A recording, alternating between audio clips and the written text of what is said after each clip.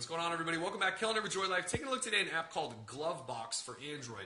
Now, if you've been following our coverage of Ubuntu and the new developer builds that are out for Nexus devices, this is probably going to look a little bit familiar. Basically, it takes the left panel favorite app launcher and applies it to Android and makes it a sort of standalone app. So you can see with a quick swipe from the left side, and I believe you can pin this to the right side as well, but I can access a bunch of favorite apps that I've pinned on here along with some widgets, which I'll show you in just a little bit. So you see the design's beautiful, it looks really nice, and it functions really well. So again, all I have to do is swipe over, and let's say I want to jump into Chrome and cruise around Droid Life for a little while, mess around in there, and then let's say I want to jump over and check out Instagram. I can do that really quickly. Let's say then I want to just take a quick picture of something, switch over to my camera, and from my camera, I can still access this menu and say jump back into Chrome or something like that. So you can see how this can be handy. If you've got favorite apps, favorite widgets, tasks that you just like to get done, on a moment's notice, you can simply swipe over and do that. You can also get home, although the home button does the same thing as well. But where it gets really cool is if you start doing widgets. Now, if you upgrade to the premium version, which costs about $3.83, it's almost $4, you can do more than just add apps. You can add widgets and shortcuts and tasks and things like that. So I've done a couple. I've done dash clock. So you can see dash clock pulls up my dash clock with weather, when my next alarm is, and then I have a calendar appointment coming up in about 8 minutes. Now, you can do these from anywhere. So a better example would be I'm back in Chrome, and I pull up dash clock from here. It just lays over the top of whatever you're doing. Simple tap down here makes that go back away. I've also added a Sonos widget, so in case I want to switch between a Sonos song.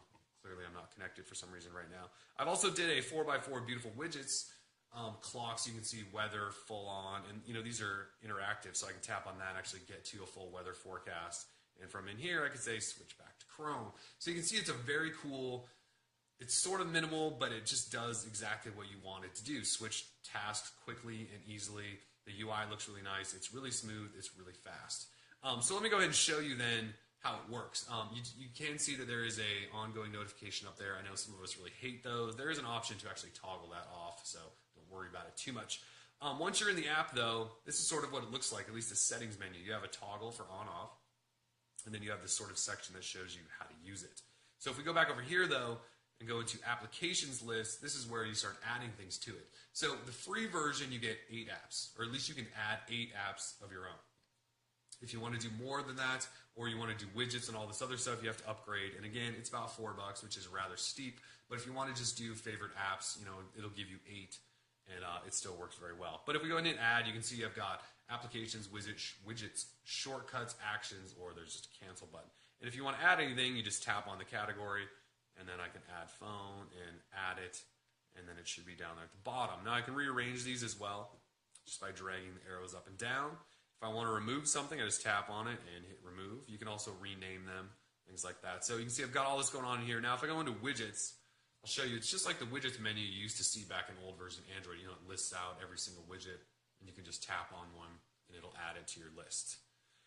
So some other things then, if we go ahead and go into sidebar preferences, this is where you get into all the settings. So there's a sensibility level. Well, I'm not really sure what that means, but you can see there's transition effects, vibration on touch if you don't like that, the opacity of it.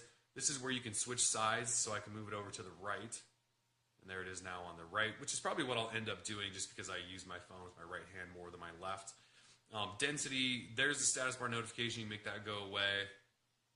So you've definitely got some stuff going on in here. If we go ahead into this theme section, now this is where it's going to get cool, I believe, in the future. This is the default. There's also a new Ubuntu theme. There is a light theme, and then there's a dark theme, and then there's LBP. Not actually sure what that means. But you can see icon packs are not supported yet, but I'm assuming that means shortly in the future, some of your favorite icon packs that you already have are going to be featured in here, so you can apply those to your shortcuts and make it all match your theme and all of that good stuff. So it's a very cool app. It's called Glovebox.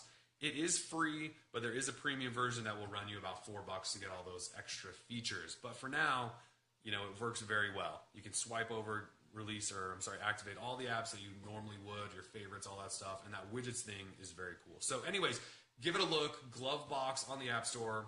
The App Store, wow. The Google Play Store, since this is an Android app, we're an Android site. Anyways, we're out. Peace.